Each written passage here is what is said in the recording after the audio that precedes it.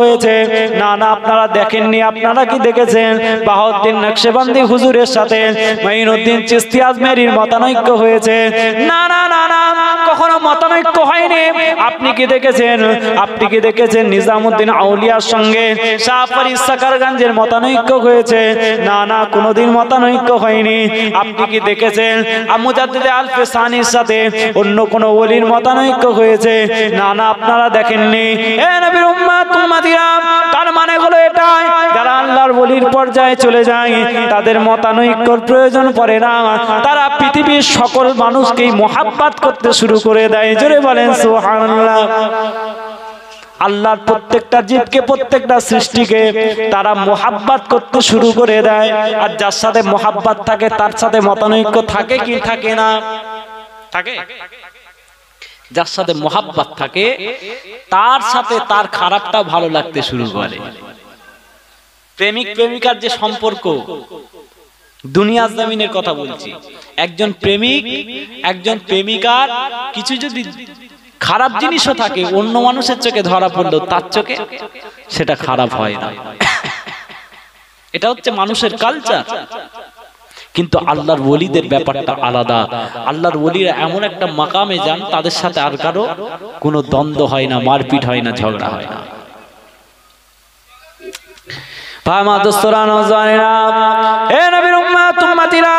হাদিসের কিতাবের মধ্যে ওই সমস্ত মানুষগুলো কারা?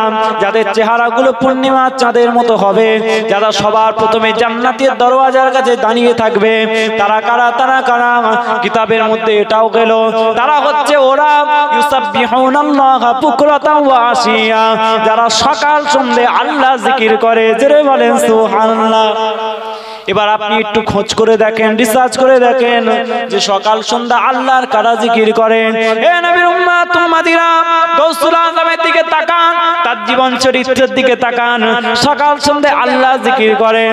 খাজা মাইনুদ্দিন চিশতির দিকে তাকান, সকাল সন্ধ্যা আল্লাহ জিকির করেন। কুতুবউদ্দিন কাকির দিকে তাকান, সকাল সন্ধ্যা আল্লাহ জিকির করেন। নিজামুদ্দিন আউলিয়ার দিকে তাকান, সকাল সন্ধ্যা আল্লাহ জিকির করেন। শাহ ফরিদ সাকারগঞ্জের দিকে তাকান, নিজাম সকাল সন্ধ্যা আল্লাহ জিকির করে। আল্লামা রুহুল আমিনের দিকে তাকান, সকাল সন্ধ্যা আল্লাহ জিকির করে। আল্লামা নিসার আহমদ রাহমাতুল্লাহ আলাইহির দিকে তাকান, সকাল সন্ধ্যা আল্লাহ জিকির করে। শাহ সুফি নিজামউদ্দিন আউলিয়ার দিকে তাকান, সকাল সন্ধ্যা আল্লাহ জিকির করে। শাহ সুফি ফতেহ আলী ওয়াইসির দিকে তাকান, সকাল সন্ধ্যা আল্লাহ জিকির করে। মুজাদ্দিদে জামান আমিরুশ শরিয়াত দাদা হুজুর পীর কিবলার দিকে তাকান, সকাল সন্ধ্যা আল্লাহ জিকির করে। জোরে বলেন সুবহানাল্লাহ। মিলছে না মেলেনি? যারা জান্নাতের দরওয়াজার কাছে থাকবে তাদের সাথে প্র্যাকটিক্যালে আপনি এদের জীবন চরিত্রগুলো পড়ুন। তারা সারা জীবন কি করেছে? সকাল সন্ধ্যা আল্লাহ জিকির করেছে। এদের সাথে আপনার কানেকশন পেয়ে যাবেন। হাদিস শরীফে যাদের কথা বলা হয়েছে কানেকশন পেয়ে যাবেন। হাদিস শরীফে এসেছে যে কিয়ামতের সময়, কিয়ামতের ময়দানে এমন কিছু মানুষ থাকবে, আল্লাহ পাক রব্বুল আলামিন সেই মানুষগুলোর জন্য মতির মেম্বার তৈরি করবে। কিসের মেম্বার? কথা বলতে হবে। কিসের মেম্বার? মতির মেম্বার তৈরি করা হবে। শুধু তাই নয়, আল্লাহ পাক তাদের জন্য নূরের মেম্বার তৈরি করবেন। বলুন সুবহানাল্লাহ।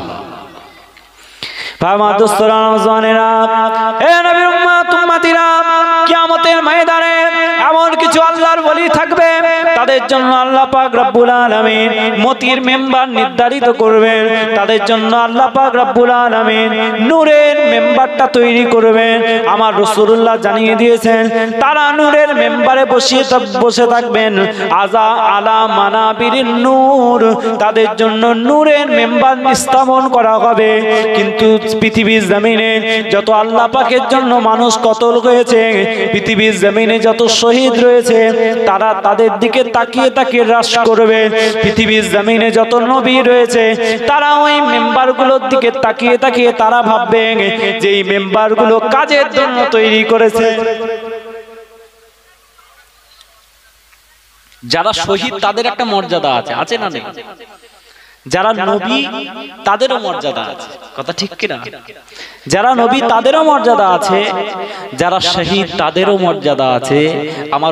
আমার নবী পাক বললেন কিয়ামতের ময়দানে নবীরা কারা? নবীরা আর কারা? আর শহীদরা ওই সমস্ত নূরের মেম্বার এবং মতির মেম্বারের দিকে তাকিয়ে তারা রাশ করবে, তারা তাকিয়ে তাকিয়ে ভাববে যে এই মেম্বারটা আবার কাদের। তার মানে কি? যারা শহীদ তারা ভাববে আমরা তো আল্লাহ পাকের দরবারে শহীদের মর্যাদা পেয়েছি, এই জন্য আমাদের আল্লাহ পাক আলাদা ব্যবস্থা করেছেন। যারা নবী তারা ভাববে আমাদেরকে আল্লাহ পাক নবী করেছেন, এই জন্য আল্লাহ পাক আলাদা স্পেশাল ব্যবস্থা করেছেন। কিন্তু এই চেয়ারগুলো কাদের?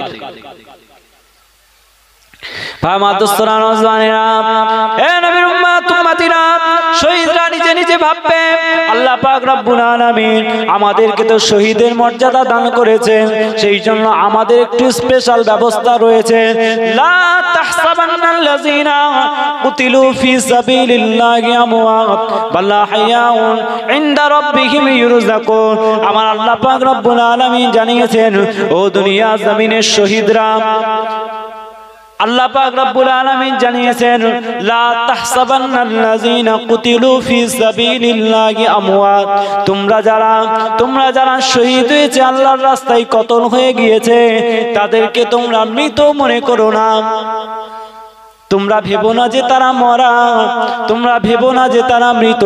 বালা হায়াউন ইনদা রাব্বিহিম ইউরযাকুন, বরং তারা জীবিত জীবিত জীবিত জীবিত জীবিত। আমি আল্লাহ পাক তাদের কবরের মধ্যে টাইমে টাইমে টাইমে টাইমে টাইমে আমি আল্লাহ পাক জান্নাতের খাবার পাঠিয়ে থাকি। জোরে বলেন সুবহানাল্লাহ। তোমরা তাদেরকে মৃত ভাববে না, বরং তারা জীবিত।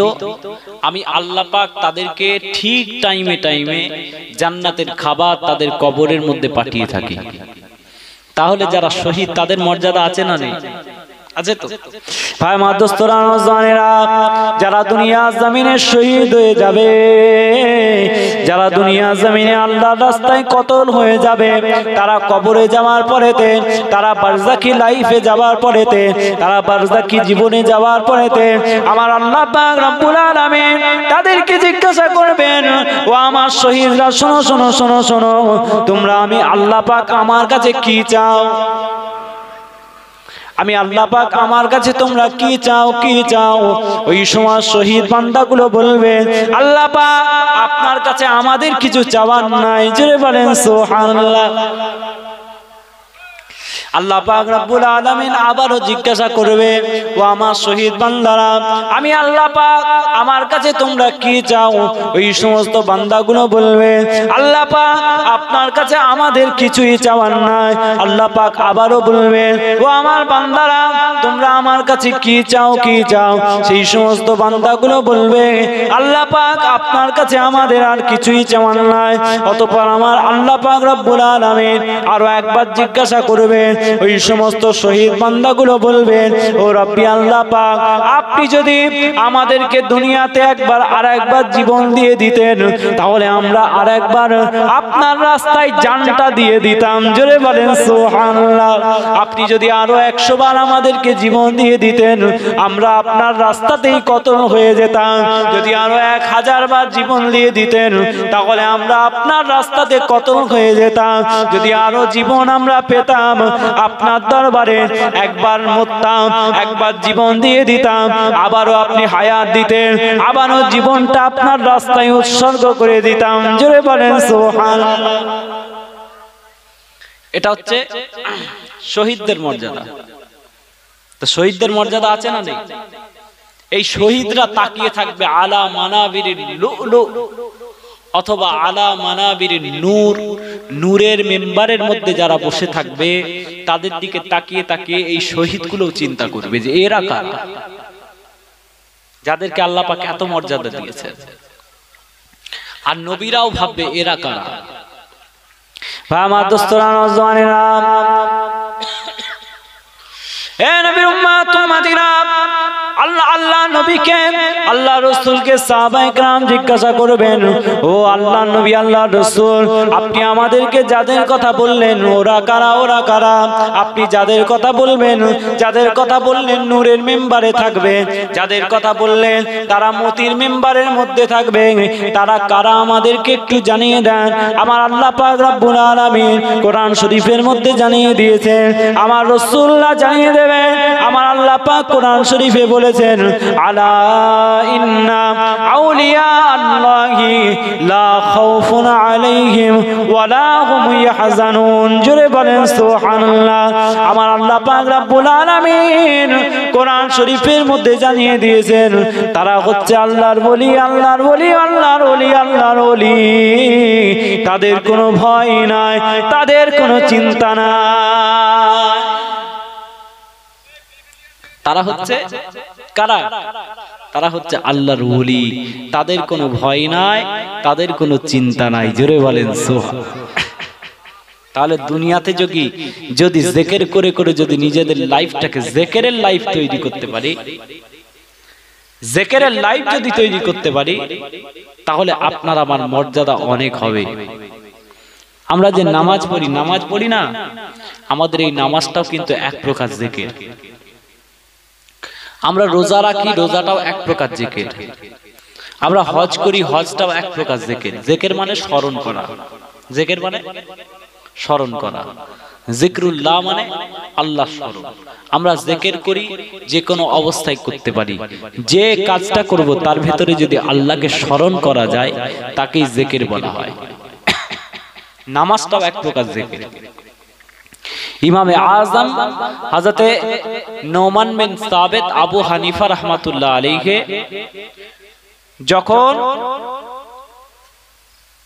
যখন তিনি নামাজ পড়ছেন, নিজের এলাকার মধ্যে নিজের বাড়িতে তিনি যখন নামাজ পড়ছেন, নামাজ পড়তে পড়তে পড়তে পড়তে হঠাৎ করে গোটা এলাকার মানুষ নিজেদের বাড়ি থেকে ভাবছে নোমান বিন সাবিত অর্থাৎ আবু হানিফা রাহমাতুল্লাহ আলাইহির বাড়িতে মনে হয় কেউ মারা গেছে। ইমামে আযম আবু হানিফা রাহমাতুল্লাহ আলাইহির বাড়িতে মনে হয় কেউ মারা গেছে, এই জন্য এত কান্নার আওয়াজ ভেসে ভেসে ভেসে ভেসে আসছে। চলো তো আমরা একটু গিয়ে ইমামে আযম আবু হানিফা রাহমাতুল্লাহ আলাইহির বাড়িতে গিয়ে দেখি কি অবস্থা। গ্রামের মানুষজন চলে গেল ইমামে আযম হুজুরের বাড়িতে। গ্রামের মানুষ যে উপস্থিত হয়ে গেল, উপস্থিত হয়ে গিয়ে গ্রামের মানুষগুলো দেখতে পাচ্ছে ইমামে আযম আবু হানিফা রাহমাতুল্লাহ আলাইহি নামাজের অবস্থায় দাঁড়িয়ে দাঁড়িয়ে কাঁদছে। জোরে বলেন সুবহানাল্লাহ। বলেছি না নামাজ একটা জিকির, নামাজও একটা জিকির। নামাজের মাধ্যমে আল্লাহকে স্মরণ করা, এটা একটা জিকির। কিয়ামুল লাইল, রাতের নামাজ আল্লাহ পাকের দরবারে খুব গ্রহণীয়, খুব গ্রহণযোগ্য। আমরা কি তাহাজ্জুদের নামাজ পড়ি? না, পড়ি না। আজকে আমাদের 5 ওয়াক্ত নামাজেরই টাইম নেই, আবার তাহাজ্জুদ কি জিনিস তাই জানি না।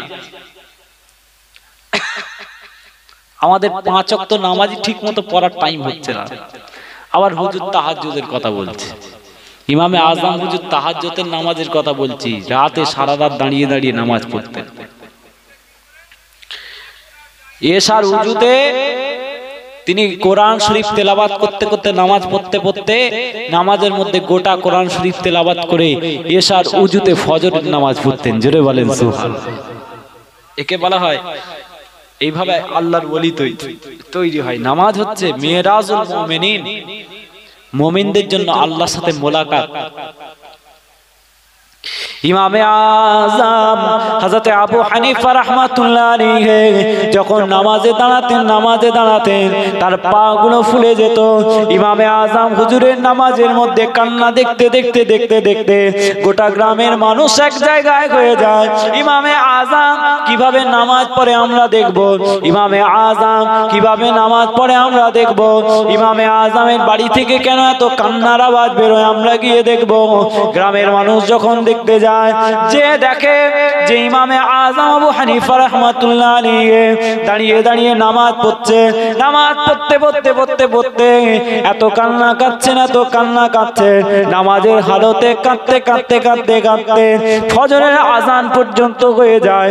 ওই সমস্ত গ্রামের মানুষগুলো ইমামে আযম হুজুরের নামাজের হালতে কান্না দেখে অবাক হয়ে গিয়ে তারা ইমামে আযমের পাশে দাঁড়িয়ে দাঁড়িয়ে নামাজ শুরু করে দেয়। জোরে বলেন সুবহানাল্লাহ। ইমামে আযমের কান্না দেখতে দেখতে তাদেরও নামাজ পড়তে মন চায়। এই যে পৃথিবীতে যে চারটে ইমাম ছিল জানেন তো আপনারা? ইমামে আযম আবু হানিফা রাহমাতুল্লাহ আলাইহি, ইমাম শাফি রাহমাতুল্লাহ আলাইহি, ইমাম মালিক রাহমাতুল্লাহ আলাইহি, ইমাম আহমদ ইবনে হাম্বল রাহমাতুল্লাহ আলাইহি। ঠিক আছে, ইমামে আযমের এত গুরুত্ব, এত এত মানাকে, ইমামে শাফি কম নাকি? ইমামে আহমদ ইবনে হাম্বল কি কম? ইমাম মালিক কি কম? ইমাম মালিক রাহমাতুল্লাহ আলাইহি শেষ জীবনটা মদিনা শরীফের জমিনে কাটিয়ে দিয়েছিলেন। বলুন সুবহানাল্লাহ। পায়ে জুতো পরতেন না, মদিনা শরীফের জমিনে পায়ে জুতো পরতেন না। ছাত্ররা বলে, হুজুর আপনি আমাদের উস্তাদ, পায়ে জুতো পরছেন না কেন, কি অসুবিধে? হযরত ইমাম মালিক রাহমাতুল্লাহ আলাইহি সেদিন জানিয়েছিলেন, ও আমার ছাত্ররা শোনো শোনো শোনো শোনো, আমি ইমাম মালিক রাহমাতুল্লাহ আলাইহি এই মদিনা জমিনে এই জন্য জুতো পরি না, এই মদিনা জমিনে আমি আমার পায়ের মধ্যে জুতো পরি না, কারণ আমি জানি না আজ থেকে শত শত বছর আগেতে আমার রাসূলুল্লাহ যখন এই মদিনা জমিনে হায়াতে জিন্দেগিতে ছিলেন, আমার রাসূলুল্লাহ কদম মোবারকটা মদিনা শরীফের কোথায় কোথায় পড়েছে, আমার রাসূলুল্লাহর কদম মোবারকের ধুলোটা আজও পর্যন্ত মদিনা শরীফের জমিনে রয়েছে। আমি ইমাম মালিক যদি জুতো পরে পরে মদিনা শরীফের অলিতে গলিতে ঘুরি, তাহলে মদিনা শরীফের আমার জুতোর মধ্যে আমার রাসূলুল্লাহর ওই কদমের ধুলোটা আমার জুতোতে লেগে যেতে পারে। এই বিয়াদবি হয়ে যাওয়ার ভয়েতে আমি আমার জীবনে মদিনা শরীফে কোনোদিন জুতো পায়ে দিয়ে হাঁটি না। আমি ভাবি হয়তো বিয়াদবি হয়ে যাবে, ওই জন্য হাঁটি না। মদিনা শরীফের চাতানে বসে বসে ইমাম মালিক রাহমাতুল্লাহ আলাইহি তিনি ছাত্রদেরকে ওই হাদিস শরীফ পড়াতেন। আমার কথা শুনছেন তো নাকি? সবাই শুনছেন তো মন দিয়ে? একবার তাকবীর দেন তো, নারায়ে তাকবীর। আজকে শরীরটা খারাপ বলে গলা ঝেড়ে ওয়াজ করতে পারছি না, কিন্তু যেগুলো বলছি শুনতে হবে। আল্লাহ চাইলে সারা জীবন বহু ওয়াজ হবে, কথা বুঝতে পারছেন? যেগুলো বলছি শুনতে হবে, মন দিয়ে শুনতে হবে। নারায়ে তাকবীর, সিলসিলায়ে মুজাদ্দিদে জামান, আহলে সুন্নাত ওয়াল জামাত, নারায়ে তাকবীর। ওয়াজ শুনলে দিল থেকে শোনেন, ইমামদের কথা শুনলে নিজে জীবনটা পরিবর্তন হয়ে যাওয়ার চান্স আছে যদি আমরা সেই অনুযায়ী চলি। ইমাম মালিক রাহমাতুল্লাহ আলাইহি মদিনা শরীফের মসজিদে নববী শরীফের চাতানে বসে বসে তিনি ছাত্রদেরকে হাদিস শরীফ পড়াতেন। এবারে হাদিস শরীফ পড়াতে পড়াতে পড়াতে পড়াতে এমন সময় ইমাম মালিক রাহমাতুল্লাহ আলাইহির পিঠের মধ্যে একটা বিছে জাতীয়, বিছে জানেন? বিছে জাতীয় একটা পোকা ইমামে মালিক রাহমাতুল্লাহ আলাইহির পিঠের মধ্যে কামড় বসিয়েছে। তিনি হাদিস পড়াচ্ছেন, হাদিসের দর্স দিচ্ছেন, হাদিসের দর্স দিতে দিতে দিতে দিতে পিঠের মধ্যে কামড় বসিয়েছে একটা বিছা। ইমাম মালিক রাহমাতুল্লাহ আলাইহির চেহারাটা নীল হয়ে গেল, ওই পোকার বিষেতে চেহারাটা নীল হয়ে গেল। এত যন্ত্রণা হচ্ছে, এত যন্ত্রণা হচ্ছে, সহ্য করার মতো নয়। হযরত ইমাম মালিক রাহমাতুল্লাহ আলাইহি যখন পিঠের মধ্যে বিছে কামড় দিয়েছে, ইমামে মালিকের শরীরটা নীল হয়ে গেল, গোটা শরীরটা চেঞ্জ হয়ে গেল, গোটা শরীরটা কালারটা চেঞ্জ হয়ে গেল। ইমামে মালিক রাহমাতুল্লাহ আলাইহি তারপরেতেও শরীরটা নীল হয়ে গেছে, কষ্ট হচ্ছে, তারপরেও দার্স দিতে বলেননি, দার্সটা কমপ্লিট করলেন। আস্তে আস্তে আস্তে আস্তে ঘন্টার পর ঘন্টা ওই অবস্থায় বসে বসে বসে বসে কিতাবের দার্সটা কমপ্লিট করে নিলেন। দার্সটা কমপ্লিট করে নিয়ে এমন সময় ইমাম মালিক রাহমাতুল্লাহ আলাইহি কিতাবটা মুড়ে দিয়ে কিতাবের দার্সটা কমপ্লিট করে দিয়ে ছাত্রদের মধ্যে একজনকে বললেন, ও আমার ছাত্র শোনো শোনো, আমার পিঠের জামাটা তুলে একটু দেখো, আমার পিঠের মধ্যে কি কোনো পোকামাকড় রয়েছে। একজন ছাত্র এসে হুজুরের পিঠের কাপড়টা যখন তুললেন, কাপড়টা তোলার সঙ্গে সঙ্গে দেখা গেল হুজুরের পিঠের মধ্যে একটা বিছা কামড় অবস্থায় রয়েছে। ছাত্ররা বললেন, হুজুর আপনার এই বিছেটা তো ঘন্টার পর ঘন্টা সময় ধরে আপনার পিঠের মধ্যে কামড় দিচ্ছে, আপনি এতক্ষণ আমাদেরকে কিছু বলেন নাই কেন? হাদিসের দার্স দিচ্ছেন, হাদিস পড়াচ্ছেন, হাদিস পড়াতে পড়াতে ঘন্টার পর ঘন্টা সময় চলে যাচ্ছে, ইমাম মালিক রাহমাতুল্লাহ আলাইহির পিঠের মধ্যে বিছেটা কামড় অবস্থায় রয়েছে। আপনি সহ্য করতে পারবেন? আমি পারবো সহ্য করতে? আমাদের মধ্যে এতগুলো মানুষের মধ্যে কেউ পারবেন সহ্য করতে? সহ্য করার মতো নয়, সহ্য করতে পারবে না। ইমাম মালিক রাহমাতুল্লাহ আলাইহি সহ্য করেছিলেন, তার মধ্যে নবীর মুহাব্বত থাকার কারণে। জোরে বলেন সুবহানাল্লাহ। আমার রাসূলের মুহাব্বত থাকার কারণে ইমাম মালিক রাহমাতুল্লাহ আলাইহি সহ্য করে ফেলেছিলেন। জোরে বলেন সুবহানাল্লাহ। ভাই আমার দোস্তরা, নওজওয়ানেরা, ইমাম মালিক রাহমাতুল্লাহ আলাইহি সেই সময় ছাত্রদেরকে বলেছিলেন, এখন থেকে কয়েক ঘন্টা পূর্বেতে আমার পিঠের মধ্যে ওই বিছাটা কামড় বসিয়েছিল, এখন থেকে কয়েক ঘন্টা পূর্বেতে আমার পিঠের মধ্যে ওই বিছাটা কামড় বসিয়েছিল, কিন্তু আমি তোমাদেরকে একটা কথাও বলি না। তোমরা কি জানতে চাও যে আমি ইমাম মালিক রাহমাতুল্লাহ আলাইহি তোমাদেরকে কেন কিছু বলি না, কেন কিছু বলি না? এটা কি তোমরা জানতে চাও?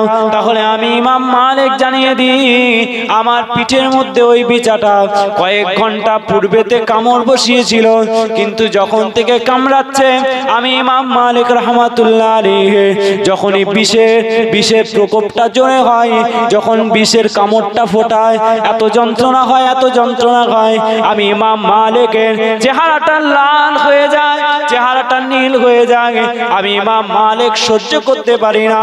যখন ওই কামড়টা বসায়, আমি ইমাম মালিক রাহমাতুল্লাহ আলাইহি নিজের চোখটা একবার করে আমার রাসূলুল্লাহর রওজা শরীফের সবুজ গম্বুজের দিকে আমি একবার করে তাকাই।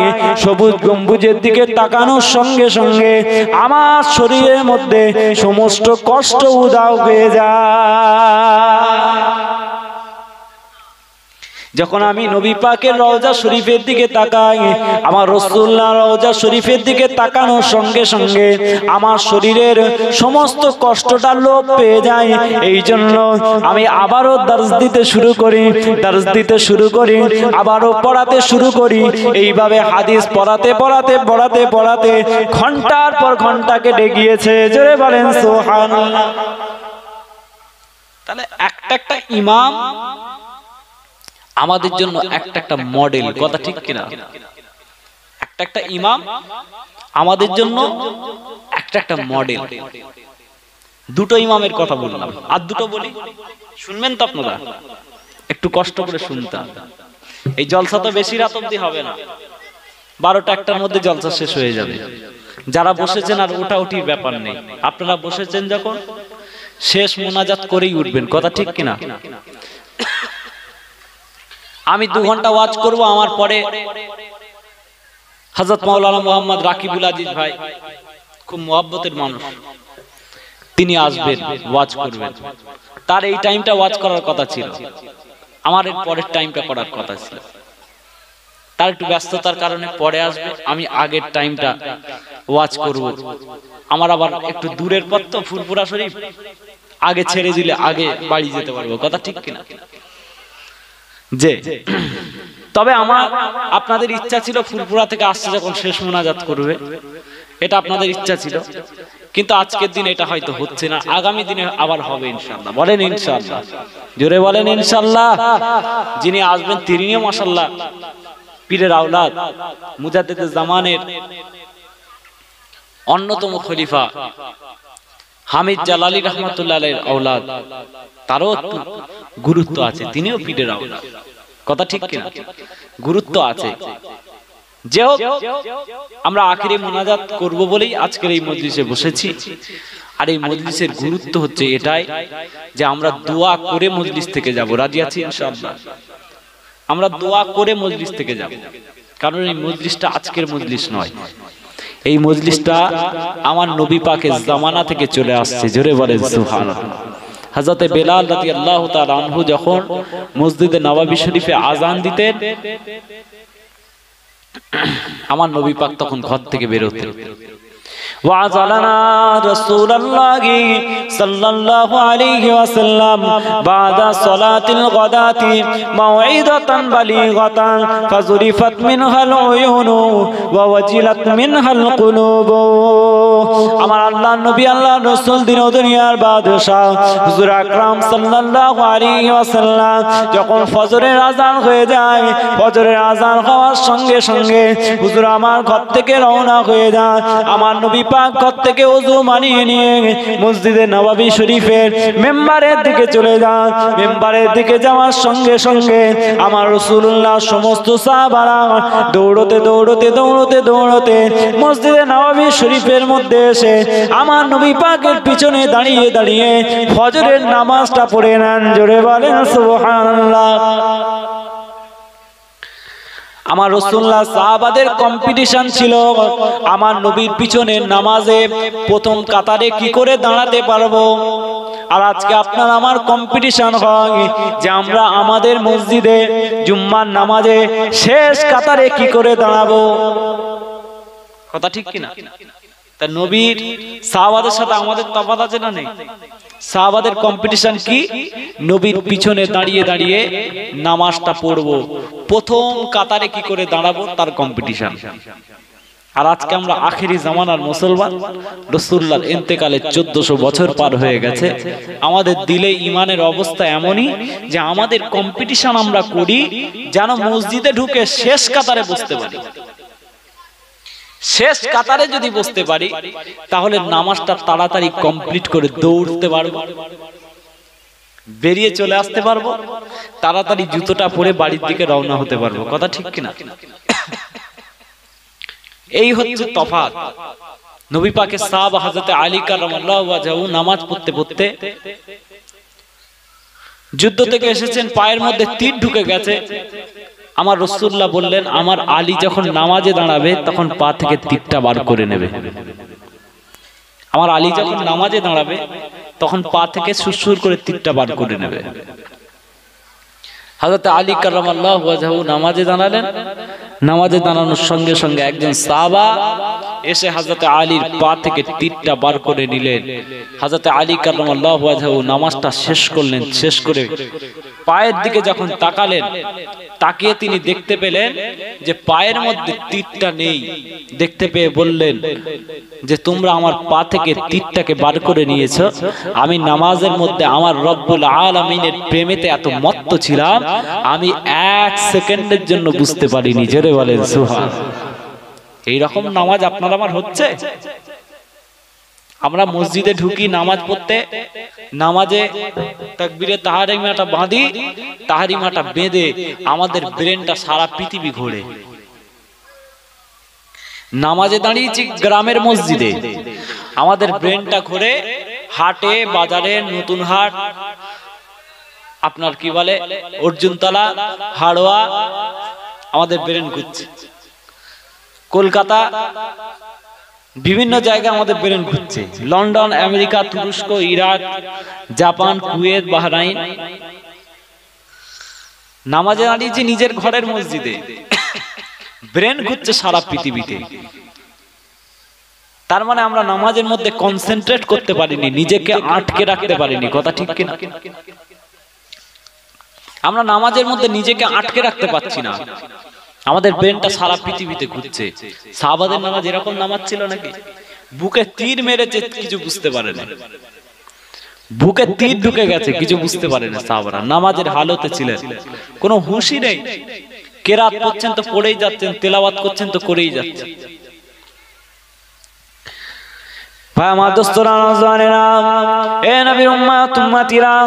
কিতাবের মধ্যে এসেছে আমার রাসূলুল্লাহ সাল্লাল্লাহু আলাইহি ওয়াসাল্লাম যখন ফজরের আযানটা হয়ে যেত, হযরত বেলাল রাদিয়াল্লাহু তাআলা আনহু যখন ফজরের আযানটা দিয়ে দিতেন, হযরত বেলালের ফজরের আযানটা শুনে শুনে শুনে শুনে আমার রাসূলুল্লাহ একটু ওযু বানিয়ে নিয়ে মসজিদে নববী শরীফের মধ্যে প্রবেশ করতেন।